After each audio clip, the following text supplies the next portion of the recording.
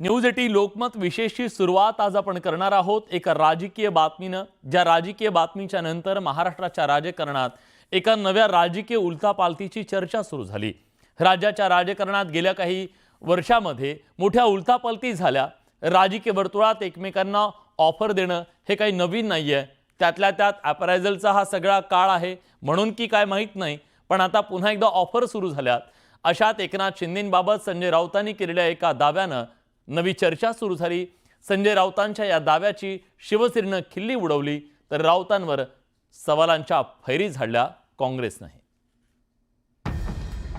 शिंदे काँग्रेसमध्ये जाणार होते। आता अहमद पटेल आणि कोणाशी काय चर्चा पहाटे झाल्या होत्या दिल्लीत, हे सगळ्यात जास्त मला माहिती। संजय राऊतांचा गौप्यस्फोट। आम्हाला वेगळा गट स्थापन करायला सांगितला होता। आपण वेगळा गट स्थापन करूया आणि उद्धव ठाकरेला प्रशासन चालवता येत नाही त्याच्या विरोधात सुद्धा आपण बोंब मारूया। काँग्रेसवरून दोन्ही सेनेत वाद। कालची होळीची भांग संजय राऊत यांची उतरली नाही असं मी म्हणणार नाही, कारण रोजच नशा करूनच ते वक्तव्य करत असतात।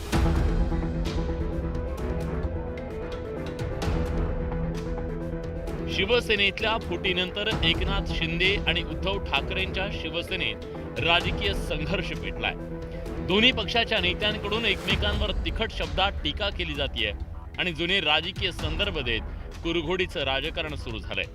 उद्धव ठाकरेंच्या शिवसेनेचे खासदार संजय राऊतांनी एक गौप्यस्फोट करत एकनाथ शिंदेंची राजकीय कोंडी करण्याचा प्रयत्न केला। नक्कीच चालले होते। पृथ्वीराज चव्हाणांना एकदा मुलाखत घ्या तुम्ही। आता अहमद पटेल नाही आहेत, अहमद पटेल आता नाही आहेत, त्याच्यामुळे मला फार त्याच्यामध्ये चर्चा करायची नाही। का व्यक्ती साक्षीला उपस्थित नाहीये साक्ष द्यायला। आता अहमद पटेल आणि कोणाशी काय चर्चा पहाटे झाल्या होत्या दिल्लीत, हे सगळ्यात जास्त मला माहिती। संजय राऊतांनी हा दावा करताच माजी मुख्यमंत्री पृथ्वीराज चव्हाणांचा संदर्भ दिला। एक प्रकारे त्यांनी या वादात काँग्रेसलाही ओढण्याचा प्रयत्न केलाय, तर राऊतांच्या गौप्यस्फोटाविषयी पृथ्वीराज चव्हाणांनी बोलणं टाळलंय। तर इकडे त्याच वेळी राऊतांच्या विधानाची शिंदेंच्या शिवसेनेनं खिल्ली उडवली आहे। त्यांना ही शिवसेना संपवायची होती। त्याचा खरा सूत्रधारापैकी एक ते संजय राऊत होते, ज्यांनी आम्हाला वारंवार सांगतो आम्हाला वेगळा गट स्थापन करायला सांगितला होता। आपण वेगळा गट स्थापन करूया आणि उद्धव ठाकरेला प्रशासन चालवता येत नाही त्याच्या विरोधात सुद्धा आपण बोंब मारूया, असं हे सत्तांतर झाल्यानंतर सुद्धा त्याचं हे वाक्य कायम होतं। संजय राऊत यांना प्रश्न विचारायचा की जर तुम्हाला माहित होतं की एकनाथ शिंदे साहेब काँग्रेसमध्ये जाणार होते तर तुम्ही त्यांना नेता का बनवलं, नगरविकास मंत्री का बनवलं? म्हणजे तुम्ही त्यांना घाबरत होतात का? उद्धव ठाकरे घाबरत होते? त्यांच्यावरती जबाबदारी टाकून अख्ख्या महाराष्ट्रामध्ये निवडणुका जिंकण्याचा प्रयत्न का करत होतात जर ते काँग्रेसमध्ये जाणार होते तर? म्हणजे तुम्ही त्यांना त्यावेळी घाबरत होतात। खरं तर हा विषय काँग्रेस नेते नाना पटोलेंच्या एका वक्तव्यावरून सुरू झाला।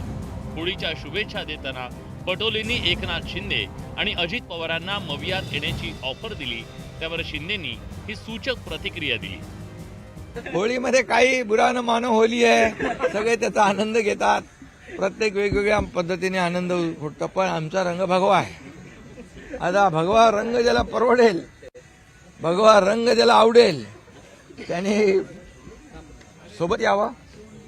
आणि या भगवा रंग हा हिंदुत्वाचा रंग आहे। ज्यांना कोणाला वाटेल या भगव्या रंगामध्ये न्हावून निघावं आणि सोबत यावं, अशा प्रकारच्या सगळ्यांना मी शुभेच्छा। गेल्या काही वर्षात राज्याच्या राजकारणात मोठे उलटफेर झाले। उद्धव ठाकरेंनी काँग्रेस राष्ट्रवादीशी हात मिळवणी करत मवियाचं सरकार आणलं। त्यानंतर शिवसेना आणि राष्ट्रवादीत उभी फूट पडून एका पक्षाचे दोन पक्ष झाले।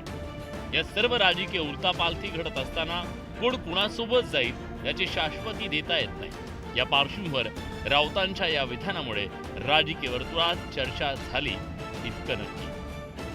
Bureau report, news 18 Lokmat.